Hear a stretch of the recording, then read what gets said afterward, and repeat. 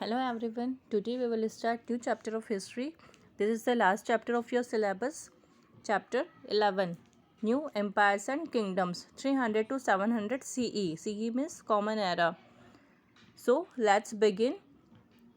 इसमें टेबल में कुछ कॉइन्स दिए हुए हैं. फर्स्ट जो कॉइन है वो एम्परर चंद्रगुप्त टू के हैं, जिसके हाथ में एक बो है और टेल जो साइड है कॉइन की उस पर लक्ष्मी, गॉडेस लक्ष्मी का पिक्चर है जो कि लोटस फ्लावर के ऊपर बैठी हुई है. सेकंड जो पिक्चर है कॉइन्स की उसमें हेड साइड पर एम्परर कुमारगुप्त वन है जिनके हाथ में बो है और एक टाइगर को शूट कर रहे हैं एरो से. और टेल साइड में गॉडेस गंगा है जो कि क्रोकोडाइल के बैक के ऊपर खड़ी हुई हैं. और थर्ड कॉइन जो है उसमें हेड साइड पे एम्परर समुद्रगुप्त है जो कि इंस्ट्रूमेंट वीणा प्ले कर रहे हैं. और टेल साइड में है गॉडेस लक्ष्मी जो कि स्टूल के ऊपर बैठी हैं. ओके, सो इन कॉइन्स के थ्रू हमें क्या पता चलता है? ये कॉइन्स हमें रूलर्स के बारे में इंफॉर्मेशन देते हैं कि कौन से रूलर की क्या क्वालिटीज़ होती थी. जैसे चंद्रगुप्त टू है, कुमारगुप्त वन है, वो अपने आप को एज अ ब्रेव और फियरलेस वॉरियर बताना चाहते थे, इसलिए वो ऐसे हाथ में बो लेके और टाइगर को शूट करते हुए उनके पिक्चर्स है कॉइन के ऊपर. और जो समुद्रगुप्त है वो अपना इंटरेस्ट बताना चाहते थे कि मुझे म्यूज़िक बहुत पसंद है और मुझे वीणा प्ले करना आता है, तो उन्होंने वैसा पिक्चर बनवाया कॉइन के ऊपर. और इमेजेस जो है हिंदू गॉडेसेस लक्ष्मी और गंगा की, वो ये बताती है कि ये जो एम्परर्स थे ये हिंदुज़म को फॉलो करते थे और ये डिवोटेड थे उन गॉडेस की तरफ. और ये जो कॉइन्स हैं ये गोल्ड के हैं जो उनकी वेल्थ और प्रॉस्पेरिटी को बताते हैं कि एम्परर्स कितने वेल्दी और प्रॉस्परस थे. सो अब हम इन एम्परर्स के बारे में डिटेल में इस चैप्टर में पढ़ेंगे. सो लेट्स नो मोर. समुद्रगुप्त प्रशस्ति एट इलाहाबाद. समुद्रगुप्त जो एम्परर थे, जो किंग थे, उनकी जो प्रशस्ति बताई गई है इलाहाबाद में वो है. जो समुद्रगुप्त किंग थे वो बहुत ही नोबल रूलर थे जिनके पास हाई इंटेलेक्ट था, मतलब वो बहुत ज़्यादा इंटेलिजेंट थे, म्यूज़िकल परफॉर्मर भी थे और पोइट भी थे. Emperor sounds to be over praised when compare to. उन्हें कंपेयर किया गया है बृहस्पति, तुम्बुरु और नारदा से. बृहस्पति जो है वो उन्हें गॉड के गुरु बताया जाता है और तुम्बुरु और नारदा जो है उन्हें म्यूजिशियन बताया जाता है जिन्हें कि एज अ गॉड डिस्क्राइब किया गया है. सो ये इन्फॉर्मेशन हमें मिलती है एम्परर के बारे में कि एम्परर कैसे थे. इन लाइन को ट्रांसलेट किया गया है एक लॉन्ग संस्कृत पोयम के थ्रू जो कि समुद्रगुप्त के कोर्ट के पोइट थे. Harisena around 1700 years ago indicating the time of emperor's reign. ये हरिसेना जो थे ये पोइट थे समुद्रगुप्त के कोर्ट के अंदर 1700 ईयर्स अगो. पहले उन्होंने एम्परर के बारे में बताया है. जो पोयम है वो इंस्क्राइब्ड की गई हैं अशोकन पिलर के ऊपर इलाहाबाद में. ये इंस्क्रिप्शंस पोइटिक फॉर्म में लिखी गई एक लॉन्ग सेंटेंस में जिसमें कि किंग्स की जो अचीवमेंट्स है वो बताई गई है कि किंग ने क्या क्या अचीव किया है उनके रूलिंग पीरियड में. उन्हें प्रेस किया गया है जो कि जिसे कहा जाता है प्रशस्तिस. प्रशस्ति जो वर्ड है वो संस्कृत वर्ड है जिसका मतलब होता है इन प्रेज ऑफ, मतलब जिसकी प्रशंसा की जाती है, तो वो उनकी प्रशंसा लिखी जाती है, उसे कहा जाता है प्रशस्ति.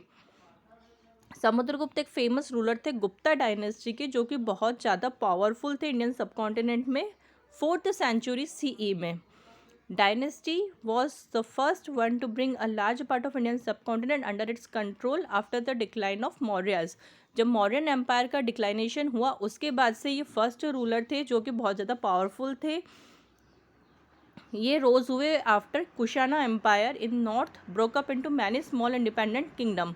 जब कुशाना एम्पायर ब्रेक हुआ बहुत सारे स्मॉल इंडिपेंडेंट किंगडम्स में, तब गुप्ता डायनेस्टी स्टार्ट हुई. उनकी प्रशस्ति कंपोज की गई जो कि गुप्तास टाइम पीरियड की बहुत ज़्यादा इम्पॉर्टेंट थी और एक इम्पॉर्टेंट सोर्स ऑफ इंफॉर्मेशन है dynasty rulers of this dynasty का. जो कॉइन इशू किए गए हैं गुप्ता रूलर्स की, वो भी एक another valuable source of information है, जिससे हमें पता चलता है कि उनका किंगडम, उनका जो एम्पायर था वो कैसा था। कुछ और लाइंस इलाहाबाद प्रशस्ति में बताई गई हैं, जिससे कि समुद्रगुप्त के बारे में पता चलता है कि वो बहुत ज़्यादा स्किलफुल थे फाइटिंग में। 100 ऑफ बैटल्स उन्होंने फाइट की है वेरियस काइंड्स की, जिससे कि पता चलता है कि वो कितने ज़्यादा ब्रेव थे, कि उन्हें उनके करेज के लिए जाना जाता था। उनकी बॉडी बहुत ज़्यादा चार्मिंग थी, जो कि कवर्ड थी plenteous beauty of marks of 100 of scars caused by battle axes, arrows, spikes, spears, ये सारे वेपन्स के नाम बताए गए हैं। इतने सारी उन्हें चोटें लगती थी, उनकी पूरी बॉडी पे स्कार्स थे बहुत सारे, लेकिन फिर भी वो बहुत ज़्यादा चार्मिंग दिखते थे। ये जो लाइंस बताई गई हैं ग्लोरीफाई करती है समुद्रगुप्त वारफेयर स्किल की, कि वो कितने ब्रेव और करेजियस थे। उन्होंने न्यूमरस वॉर्स फॉट करी है। उनकी जो बॉडी थी वो फुल ऑफ स्कार्स से भरी हुई थी, जो कि वॉर वेपन्स के स्कार्स थे, लेकिन फिर भी वो चार्मिंग दिखते थे, क्योंकि वो स्कार्स जो थे वो प्रूफ थे कि वो कितने ब्रेव वॉरियर थे। मतलब बहुत सारी चोटों के निशान थे उनकी बॉडी पर, उनके फेस पर, लेकिन फिर भी वो बहुत सुंदर दिखते थे, क्योंकि वो प्रूफ थे स्कार्स उनकी ब्रेवरी के, उन्होंने कितनी सारी वॉर्स फॉट करी थी और वो एक ब्रेव वॉरियर थे। इलाहाबाद प्रशस्ति में रूलर्स के बारे में ये भी मेंशन किया गया है कि कौन से रूलर उनके अगेंस्ट थे समुद्रगुप्त के, जिनके साथ उनकी फ़ाइट की गई है। उन्हें क्लासिफाई किया गया 4 सेट्स में, जिसमें कि 9 रूलर्स थे आर्यवर्त के, 12 रूलर्स थे दक्षिण पथ के, और कुछ रूलर्स थे inner circle of neighbouring states के, और कुछ रूलर्स थे आउटलाइन एरियाज़ के। 4 सेट में उन्हें डिवाइड किया गया है कि कौन कौन से रूलर्स के साथ उनकी फाइटिंग हुई है। प्रशस्ति ये भी डिस्क्राइब करती है कि उनके डिफरेंट पॉलिसीज़ कौन सी थी समुद्रगुप्त की, जिन्हें उन्होंने अडॉप्ट कर रखा था। इट सेज समुद्रगुप्त ने जो 9 रूलर्स थे आर्यवर्त के, उन्हें भी कॉन्क्वेयर किया था, और जो कि गंगा वैली पे रूल करते थे, और उनके किंगडम को मर्ज कर लिया था अपने एम्पायर में। फिर जो 12 रूलर्स थे दक्षिण पथ के, उन्होंने भी सरेंडर किया समुद्रगुप्त, जब उन्हें समुद्रगुप्त ने डिफीट किया। उनकी प्रशस्ति में ये भी बताया गया कि समुद्रगुप्त ने पहले कैप्चर किया, बाद में उन्हें रिलीज़ कर दिया, उनके फेवर को शो करते हुए सभी किंग्स को दक्षिणापथ के। प्रशस्ति further says that he made all the kings of forest regions to become his servant.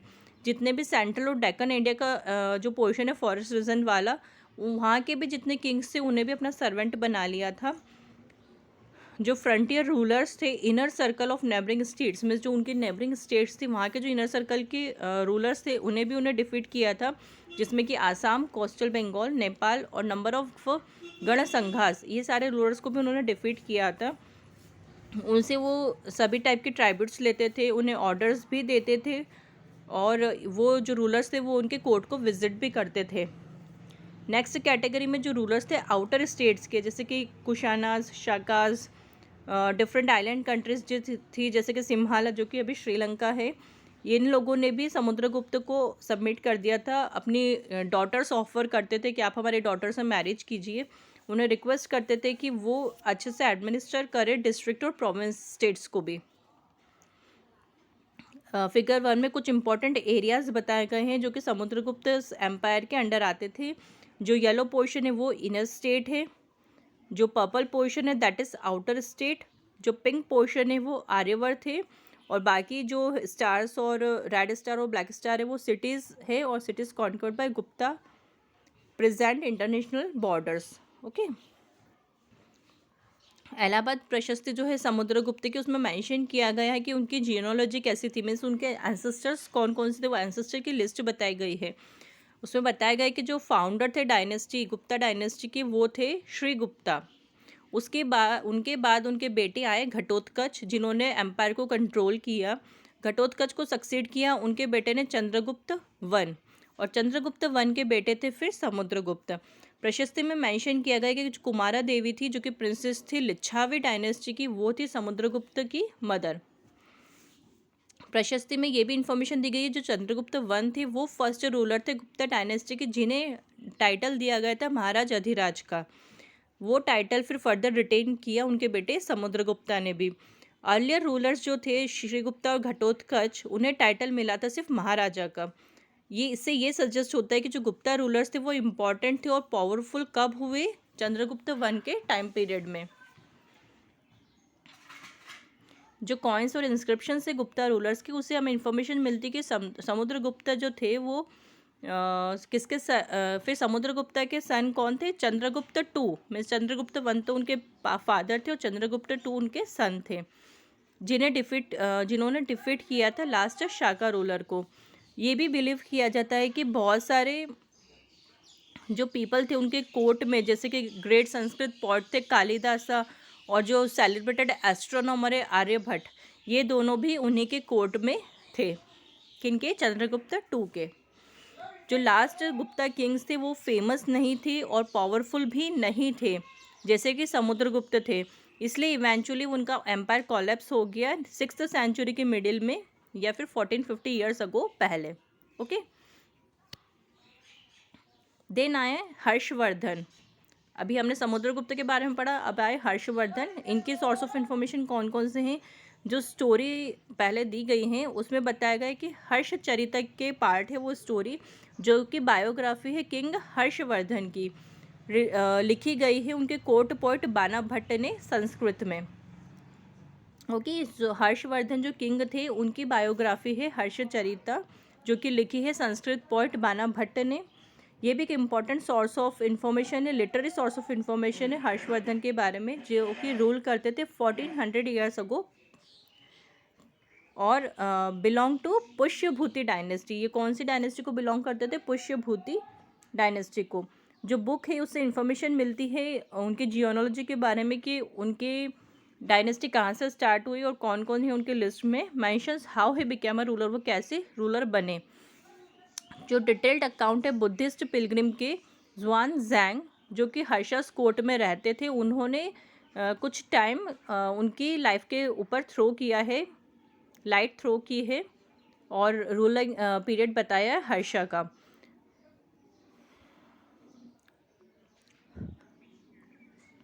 Prabhakar Vardhana जो कि किंग थे थानेसर के, जब उनके डेथ हो गई उसके बाद उन्हें सक्सीड किया उनके एल्डर सन राज्यवर्धन ने। Soon after this Harsha's and Rajyavardhan brother, Harsha और राज्यवर्धन के जो ब्रदर इन लॉ थे, मीन्स उनके बहन के जो हस्बैंड थे ग्रहवर्मन, उन्हें कन्नौज के रूलर ने मार दिया, जो कि किंग के मालवा के किंग थे। उनकी सिस्टर थी राज्यश्री या राज्यश्री, उन्हें इम्प्रिजन कर लिया था। फिर उनके एल्डर ब्रदर जो थे राज्यवर्धन, उन्होंने अटैक किया, डिफीट किया किंग ऑफ मालवा को, लेकिन किंग ऑफ गोदा के द्वारा वो भी मारे गए। इन सर्कमस्टेंसेस में फिर हर्षवर्धन बने किंग थानेसर के। इमीडिएटली उन्होंने कन्नौज को रश किया और अपनी बहन को बचाया। He took control over Kannauj and then attacked king of Goda and took control of some part of his kingdom. फिर उन्होंने गोदा किंग को अटैक किया और उनके कुछ किंगडम के पार्ट को कंट्रोल कर लिया। उसके बाद हर्षा ने कॉन्कर किया मगध और बंगाल को, लेकिन जब वो नर्मदा को क्रॉस करने जा रहे थे डेक्कन पर अटैक करने के लिए, वहाँ पर उन्हें डिफीट कर दिया पुलकेशिन टू ने, जो कि फेमस रूलर थे चालुक्य डायनेस्टी के। So describing Harsha's defeat at the hand of Pulakeshin to Zhuang-Zhang-Rod, Shiladitya Raj, means ये शिलादित्य राज का टाइटल कैसे दिया गया था हर्षवर्धन को। वो कॉन्फिडेंस से भरे हुए थे, उन्होंने अपने आप को मार्च किया to fight with this prince, means Pulakeshin two से फाइट करते वक्त तो बहुत ज़्यादा कॉन्फिडेंट थे और उन्होंने बहुत अच्छे से जवाब भी दिया, लेकिन वो फिर भी जीत नहीं पाए और डिफीट हो गए। ओके, अब ये कुछ फिगर 2 में हर्षवर्धन एम्पायर जो एट इट्स पिक पर था वो सब बताया गया कि थानेसर, कन्नौज, हर्षस एम्पायर, वल्लभी, जितना भी लाइन्स बनाई गई हैं ये हर्षवर्धन का एम्पायर था। Then new kingdoms in Deccan and south India, जो कौन से किंगडम्स डेक्कन और साउथ इंडिया में इरोज हुए। जो अभी हमने मैप देखा वो हर्षस एम्पायर का था, जिसमें कि नेम ऑफ किंगडम्स बताए गए हैं प्रेजेंट में जो डेक्कन और साउथ इंडिया में थे उस टाइम पीरियड पर। जो चोलास, शेराज, पांड्यास थे, उन्होंने कंट्रोल किया था इंपॉर्टेंट सी रूट्स को। सदर्न इंडिया के जो इंपॉर्टेंट सी रूट्स थे वहाँ पर इन लोगों का कंट्रोल था।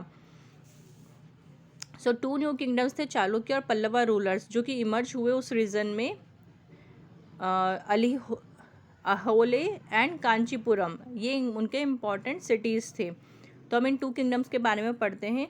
बहुत सारे हिस्टोरिकल सोर्सेज जैसे कि इंस्क्रिप्शंस हुए, प्रशस्तिस हुए, ये हमें फाइंड हुए हैं सदर्न पार्ट्स ऑफ इंडिया में, जो कि इन्फॉर्मेशन देते हैं पल्लवाज और चालुक्य रूलर्स के बारे में कि ये भी बहुत ज़्यादा इंपॉर्टेंट डायनेस्टीज थी जिन्होंने रूल किया डेक्कन और साउथ इंडिया में 300 से लेकर 700 CE के बीच में। जो पल्लवास थे उन्होंने रूल किया in the area around the capital eight Kanchipuram till Kaveri delta. Means Pallavas जो रूलर्स थे उनकी कैपिटल थी कांचीपुरम जो कि कावेरी डेल्टा तक थी, और चालुक्यास जो थी उनकी कैपिटल थी Aihole. Exercise the control in area between river Krishna and Tungabhadra. इनका कंट्रोल था रिवर कृष्णा से लेकर तुंगभद्रा तक। अहोले एक इम्पॉर्टेंट ट्रेडिंग और रिलीजियस सेंटर था उस टाइम पीरियड पे। और पल्लवास और Chalukyas frequently attacked each others kingdom and capital cities which were rich and prosperous. जो पल्लवास और चालुक्यास थे जो दोनों एक दूसरे के ऊपर अटैक करते रहते थे, एक दूसरे के किंगडम को कैप्चर करने के लिए कैपिटल सिटीज़ को, जो कि रिच और प्रॉस्परस थी बहुत ज़्यादा। पुलकेशिन II जो थे वो फेमस चालुक्य रूलर थे। उनके रूल और अचीवमेंट्स के बारे में अहोले प्रशस्ति में बताया गया है, जो कि कंपोज की है उनके कोर्ट पोएट रवि कीर्ति ने। प्रशस्ति also informs the Chalukya genealogy and suggest that Pulakeshin II might have succeeded his uncle. प्रशस्ति में चालुक्य जीनियोलॉजी के बारे में बताया गया है और सजेस्ट किया गया है कि जो पुलकेशिन II थे उन्होंने अपने अंकल को सक्सीड किया। प्रशस्ति में ये भी मेंशन किया गया है कि जो वॉर थी पुलकेशिन II ने फाइट करी है वेस्ट और ईस्ट कोस्ट में। प्रशस्ति में ये भी डिस्क्राइब किया गया है कि कैसे माइटी हर्षा जो थे मीन्स वो भी बहुत ज़्यादा पावरफुल थे, उन्होंने अपने हर्ष और जॉय को लॉस्ट किया जब उन्हें पुलकेशिन II ने डिफीट किया था। पुलकेशिन II को फिर अटैक किया पल्लवा किंग ने और उन्हें फोर्स किया कि वो कांचीपुरम की जगह छोड़कर चले जाएं। चालुक्यास और पल्लवास को डिफीट किया और रिप्लेस किया फिर न्यू डायनेस्टी आ गई राष्ट्रकूट और चोला रूलर्स। इन्होंने चालुक्यास और पल्लवास को रिप्लेस कर दिया। ओके।